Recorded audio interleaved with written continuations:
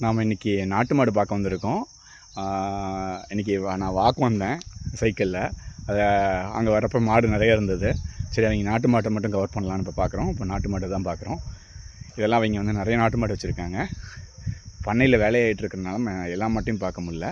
இப்போ ஒரு சில மாட்டை மட்டும் தான் பார்க்க முடியுது.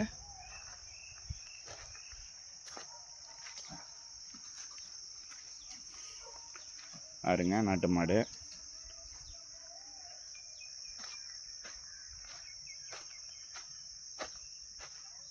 இங்கே ஒரு நாட்டு மாடு இருக்குது. இதெல்லாம் பால் வத்திருச்சு. செனை மாடு தனியாக கட்டியிருக்கிறாங்க. இது எல்லாமே செனை மாடு.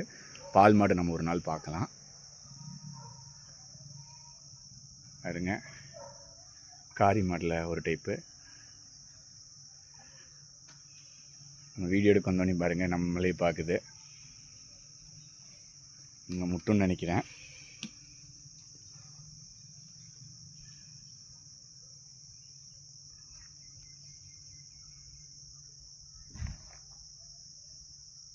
சூழலே பயங்கரமாக இருக்குது. நல்ல இயற்கை சூழலோடு இருக்குது.